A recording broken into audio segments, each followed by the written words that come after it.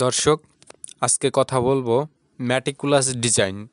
আপনারা অনেকেই শুনছেন যে বাংলাদেশের যে সরকার পতন, আওয়ামী লীগ সরকারের পতন, এই কোটা আন্দোলনকে ঘিরে এবং বাংলাদেশ সরকার পতনের এই দুইটা ঘটনা নাকি ম্যাটিকুলাস ডিজাইন ছিল। অর্থাৎ বাংলাদেশে যে কোটা আন্দোলন এবং সেই কোটা আন্দোলন থেকে যে সরকার পতনের আন্দোলন, এটা সম্পূর্ণটাই পরিকল্পিতভাবে সাজানো ছিল বা ডিজাইন করা ছিল। তো যে ডিজাইনের ফলে বাংলাদেশ সরকার তখন পদত্যাগ করতে হয় এবং তাকে দেশ ছেড়ে ভারতে চলে যেতে হয়। তো এরপরে অন্তর্বর্তীকালীন সরকার যে আরও একটি মেটিকুলাস ডিজাইন করে ফেলেছে এবং সেই মেটিকুলাস ডিজাইনে যে তারা সফল হয়েছে, এটা কি আপনি আমি আমরা কেউ ধরতে পেরেছি? মনে হয় না যে ধরতে পেরেছেন। বাংলাদেশের অন্তর্বর্তীকালীন সরকারের প্রধান উপদেষ্টা ডক্টর মোহাম্মদ ইউনূস, তিনি যে ম্যাটিকুলাস ডিজাইনে সফল হয়েছেন, সেটার প্রমাণ আজকে আমি আপনাদেরকে দিব।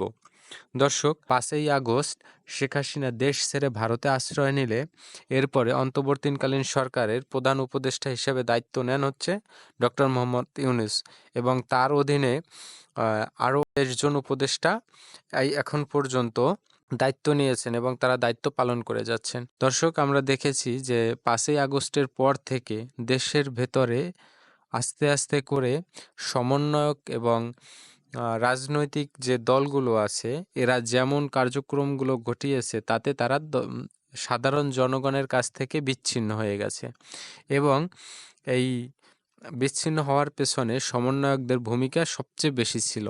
তারা যে হারে যেদিকে যেভাবে পারছে সেইভাবে যে ধরনের কর্মকাণ্ডগুলো ঘটিয়েছে এবং যেভাবে দেশে মব জাস্টিস তৈরি করেছিল, তাতে মানুষ সমন্বয়কদের কাছ থেকে অনেক দূরে সরে গেছে। এরপরে দেশের অভ্যন্তরীণ সমস্যাগুলো রাজনৈতিক দলকেও জনগণের কাছ থেকে দূরে সরিয়ে দিচ্ছে। তো এমতো অবস্থায় ইউনূস সরকারের ক্ষমতায় টিকে যখন কষ্টকর, তখন তারা একটা ম্যাটিকুলাস ডিজাইনের আরও একটা পর্ব তৈরি করলো। দর্শক, আপনারা দেখেছেন যে আমাদের দেশে যখন একটার পর একটা আন্দোলন হচ্ছিল এবং সেটা যখন ইউনূসের সরকার সে আন্দোলনগুলোকে রুখে দিতে হিমশিম খেয়ে যাচ্ছিল এবং এই আন্দোলনকে ঘিরে যখন ত্রিমুখী সংঘর্ষে পরিণত হয়, তখনই কিন্তু এই ডিজাইনটা করা হয়। এটা আপনারা একটু চিন্তা করলেই বুঝতে পারবেন। যেমন মনে করেন, শ্রমিক আন্দোলনে সেই আন্দোলনকে প্রতিহত করতে সেনাবাহিনীকে গুলি চালাতে হলো, সেখানে কেউ নিহত হলো। এরপরে রিক্সা চালকরা আন্দোলন করলো, তারপরে সনাতন ধর্মাবলম্বীরা আন্দোলন করলো। এই একটার পর একটা আন্দোলন ইউনূসকে ভয় ধরিয়ে দিয়েছিল, যে ভয়টা তিনি কোনোভাবেই সামাল দিতে পারতেছিল না এবং দেশের ভেতরে দ্রব্যমূল্যের ঊর্ধ্বগতি এবং বাহিরের যে একটা চাপ ছিল ইউনূসের সরকারের উপরে, সেই চাপ সামাল দিতে গিয়েই তিনি কিন্তু হিমশিম খেয়ে যাচ্ছিলেন। দেশের ভেতরের অভ্যন্তরীণ সমস্যা, এই বাহিরের চাপ এবং দেশের ভেতরের কোন্দলগুলো এমনভাবে হচ্ছিল যে যে যেখানে যেভাবে পারছে সে সেইখানে বিশৃঙ্খলা সৃষ্টি করতেছিল এবং কারোর সাথে কারো কোনো ঐক্য ছিল না। এটা যে সরকারের পতনের কারণ হবে এবং ইউনূস সরকারকে যে দেশ ছেড়ে পালিয়ে যেতে হবে, সেটা কিন্তু তিনি বুঝতে পেরেছিলেন এবং এটা বুঝেই তিনি একটা পদ্ধতি অবলম্বন করলেন। সেই পদ্ধতিটা হলো হিন্দু ধর্মাবলম্বীদের একজন ধর্মীয় নেতা চিন্ময় কৃষ্ণ দাস, তাকে তিনি গ্রেপ্তার করালেন। এই গ্রেপ্তার করার পেছনে তিনি দারুণ একটা খেলা খেলেছেন। সেই দারুণ খেলাটা হচ্ছে, চিন্ময় দাসকে গ্রেপ্তার করালে তিনি অবশ্যই বুঝতে পেরেছিলেন যে বাংলাদেশের হিন্দু ধর্মাবলম্বীরা প্রতিবাদ করবে এবং সেই প্রতিবাদকে রুখে দেওয়ার জন্য বাংলাদেশের কিছু মৌলবাদীরা তাদের বিরুদ্ধে অবস্থান গ্রহণ করবে এবং যখন এই দুইটা গ্রুপ আলাদা হয়ে যাবে, তখন অবশ্যই একদল থাকবে যারা এটার সুযোগ নেওয়ার চেষ্টা করবে এবং ঘটেছেও তাই। যখন সনাতনীরা আন্দোলন করলো এবং সেখানে যখন বিএনপি এবং জামাতের কিছু লোক সেই আন্দোলন প্রতিহত করার চেষ্টা করলো, তখন সেইখানে একজন লোক নিহত হলো, একজন আইনজীবী।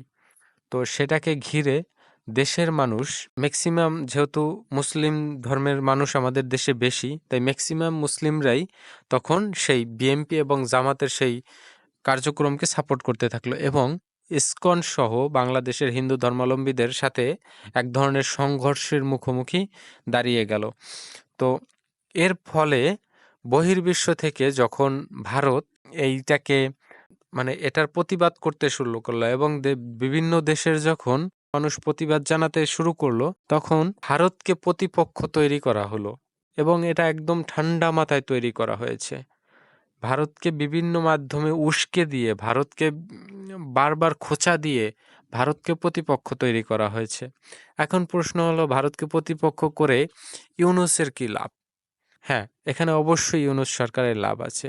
যেমন মনে করেন, যদি ইউনূস সরকারকে ক্ষমতায় টিকে থাকতে হয় তাহলে অবশ্যই রাজনৈতিক দলগুলোকে তার হাতে রাখতে হবে, তা না হলে তিনি যে কোনো মুহূর্তে মানে ক্ষমতাচ্যুত হতে পারেন। তো এইটা বুঝতে পেরেই তিনি চেষ্টা করছিলেন রাজনৈতিক দলগুলোকে কোনোভাবে এক জায়গায় নিয়ে আসা যায় কিনা এবং যে কোনো কিছুর বিনিময়ে তিনি ক্ষমতায় দীর্ঘদিন যাতে টিকে থাকতে পারেন সেই পদ্ধতিগুলো তিনি অবলম্বন করতেছিলেন। তো এই দুইটা জিনিসের ভেতরে রাজনৈতিক দলগুলো ইউনূস সরকারের কাছ থেকে দূরে সরে গেছিল।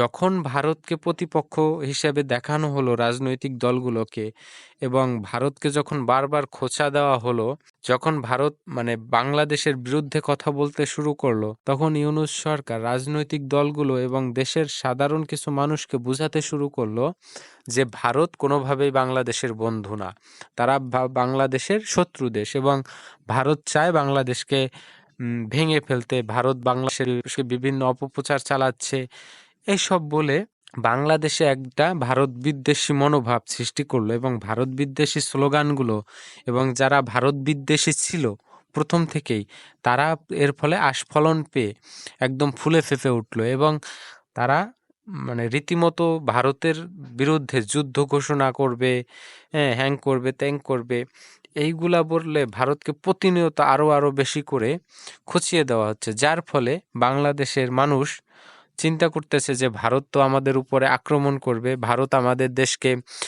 দখল করে নেবে। এই চিন্তা থেকে বাংলাদেশের জনগণ তখন কি করলো, ডক্টর মোহাম্মদ ইউনূসকে তখন সমর্থন দিতে শুরু করলো, যেহেতু তিনি ভারত বিরোধী কথা বলেছেন এবং তিনি ভারত বিরোধী এরকম একটা মনোভাব দেশের মানুষের কাছে প্রকাশ করেছেন। তো মানুষ তাকে সমর্থন জানাতে শুরু করলো এবং রাজনৈতিক দলগুলো তাকে সমর্থন জানিয়েছে বা ঐক্য জোট করেছে, যার ফলে কিন্তু দর্শক মেটিকুলাস ডিজাইন দ্বিতীয় পর্ব সফল হয়েছে এবং রাজনৈতিক দলগুলো এখন রীতিমতো ভারতের সাথে যুদ্ধ করতে চায়। হ্যাঁ, এবং এই যুদ্ধ করতে চাওয়াটাই ডক্টর মোহাম্মদ ইউনূসের জন্য আশীর্বাদ স্বরূপ হয়ে দাঁড়াবে, আর বিপদে পড়বে হচ্ছে সাধারণ জনগণ। এখন কিভাবে আশীর্বাদ স্বরূপ হয়ে দাঁড়াবে? বাংলাদেশ যতই অস্থির থাকবে, বাংলাদেশ একটা ইস্যুর পরে একটা ইস্যু দিয়ে যখন বাংলাদেশের মানুষকে এবং রাজনৈতিক দলগুলোকে অস্থির করে তোলা হবে, ততই কিন্তু ইউনূস সরকার তত বেশি দিন বা ডক্টর মোহাম্মদ ইউনূস তিনি তত বেশি দিন ক্ষমতায় টিকে থাকতে পারবেন। এখন এই কথা বলার পেছনে যুক্তি কি? হ্যাঁ, যুক্তিটা দেখাচ্ছি। যদি মনে করেন ইন্ডিয়ার সাথে আমাদের একটা যুদ্ধ অবস্থা কোনোভাবে সৃষ্টি হয়ে যায়, তখন তো আর দেশের ভেতরে কোনোভাবেই নির্বাচন সম্ভব না এবং ইন্ডিয়ার সাথে যদি আমাদের যুদ্ধ নাও হয়, এখন বর্তমান যে পরিস্থিতি আছে এই পরিস্থিতিও যদি বজায় থাকে, তাহলে কেউ কিন্তু ডক্টর মোহাম্মদ ইউনূসকে নির্বাচনের কথা মনের ভুলেও বলবে না। যা তার উদাহরণ আমরা এখনই দেখতে পাচ্ছি। যেমন মনে করেন কিছুদিন আগেও কিন্তু বিএনপি নির্বাচনের জন্য ডক্টর মোহাম্মদ ইউনূসকে বারবার বলতেছিল যে কবে নির্বাচন দিবেন, কবে নির্বাচন দিবেন, রোডম্যাপ তৈরি করুন। এখন কিন্তু তারা একদম চুপ। এখন কিন্তু তারা সেই নির্বাচনের কথা মাথায়ও নিচ্ছে না। এখন শুধু তাদের একটাই কাজ, ভারত বিদ্বেষী স্লোগান দেওয়া এবং ভারতকে উস্কে দেওয়ার মতো কাজ। এই ভারত দখল করব, এই ভারতকে হ্যাং করব, এই ভারতকে ত্যাং করব, ভারতের সাথে ব্যবসা বন্ধ করে দেব, এই সব কিছু। এটা আপনি বিশ্বাস করেন বা না করেন, এই মুহূর্তে বিএনপি আর জামাত তো এমনিতেই প্রথম থেকে যত দেরিতে নির্বাচন হবে জামাতের জন্য ততই ভালো, এটা তারা বুঝতে পেরেছে এবং তারা কখনোই ডক্টর মোহাম্মদ ইউনূসকে সেইভাবে চাপ দিতে চাইছিল না। কিন্তু এখন তো বিএনপিও চাপ দিবে না, আপনি মানুন বা না মানুন, ডক্টর মোহাম্মদ ইউনূস মেটিকুলাস ডিজাইনের দ্বিতীয় অংশেও তিনি সফল। দর্শক, আমার এই কথাগুলো কি যৌক্তিক নাকি অযৌক্তিক বলে আপনাদের মনে হয়? অবশ্যই আপনারা আপনাদের মন্তব্যের মাধ্যমে জানাবেন। কমেন্ট বক্সটা আপনাদেরই, আপনারা যে কোনো মন্তব্য আপনারা করতে পারেন।